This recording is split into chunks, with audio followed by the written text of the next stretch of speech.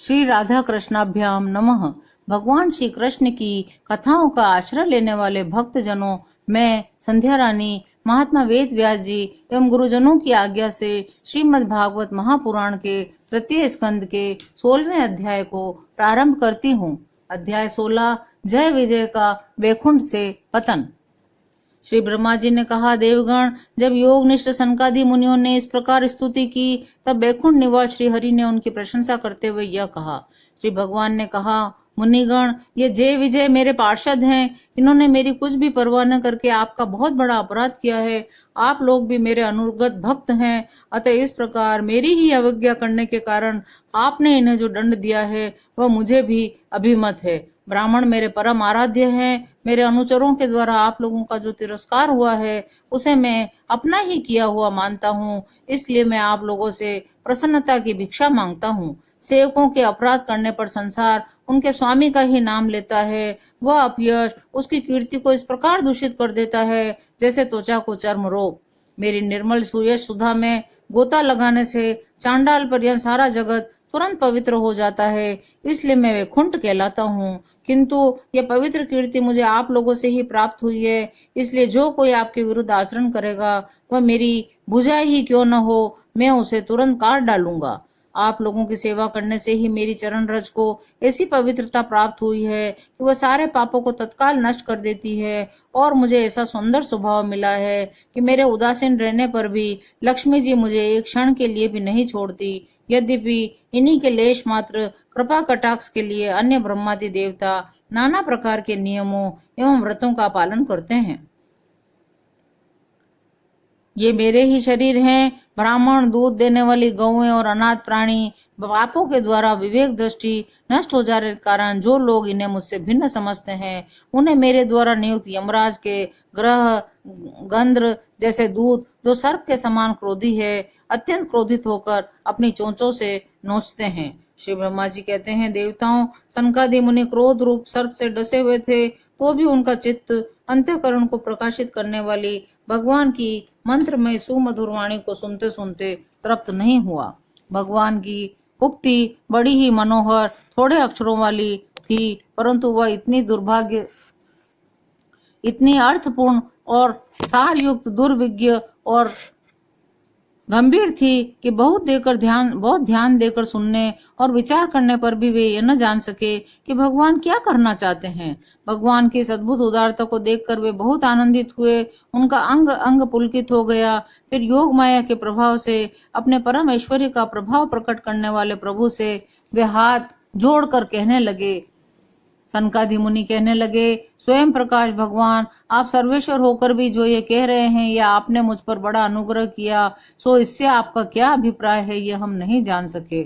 आप ब्राह्मणों के परम हितकारी है। इससे लोक शिक्षा के लिए आप भले ही ऐसा माने कि ब्राह्मण मेरे आराध्य देव हैं, वस्तुतः तो ब्राह्मण और देवताओं के भी देवता, ब्रह्मादि के भी आप ही आत्मा और आराध्य देव हैं। आपकी कृपा से निवृत्ति परायण योगी जन सहज में ही मृत्यु रूप संसार सागर से पार हो जाते हैं। फिर भला दूसरा कोई आप पर क्या कृपा कर सकता है। भगवान, दूसरे अर्थार्थी जन जिनकी चरण रज को सर्वदा अपने मस्तक पर धारण करते हैं, वे लक्ष्मी जी निरंतर आपकी सेवा में लगी रहती हैं। सो ऐसा जान पड़ता है कि भाग्यवान भक्तजन आपके चरणों पर जो नूतन तुलसी की मालाएं अर्पण करते हैं, उन पर गुंजार करते हुए भौरों के समान वे भी आपके पाद पद्मों को ही अपना निवास स्थान बनाना चाहती है। भगवान, आप साक्षात धर्म स्वरूप हैं। आप सत्यादि तीनों युगों में प्रत्यक्ष रूप से विद्यमान रहते हैं तथा ब्राह्मण और देवताओं के लिए तप, शौच और दया अपने इन 3 चरणों से इस चराचर जगत की रक्षा करते हैं।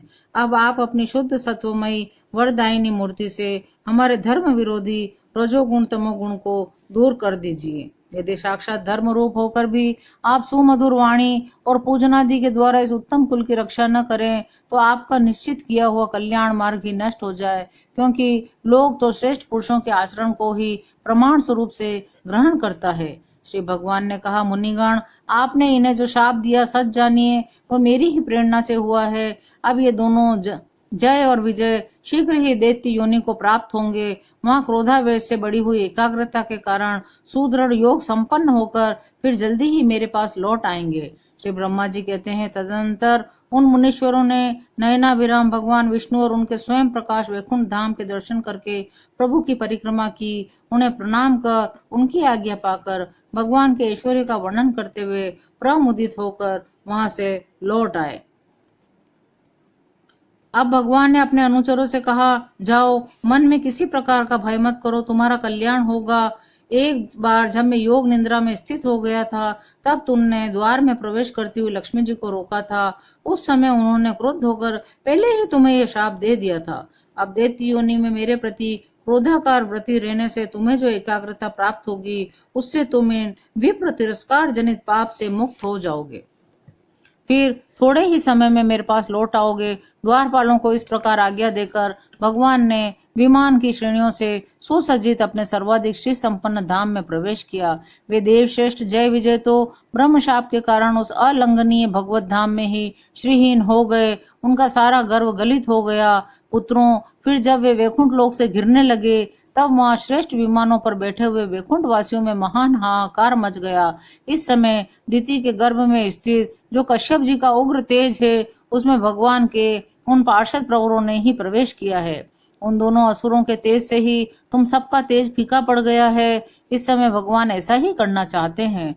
जो आदि पुरुष संसार की उत्पत्ति, स्थिति और लय के कारण है, जिनकी योग माया को बड़े बड़े योगी जन भी बड़ी कठिनता से पार कर पाते हैं, वे सत्वादि तीनों गुणों के नियंता श्री हरि ही हमारा कल्याण करेंगे। अब इस विषय में हमारे विशेष विचार करने से क्या लाभ हो सकता है। इस प्रकार 16वां अध्याय यहाँ विराम लेता है। शेष अगले अंक में। जय श्री कृष्ण।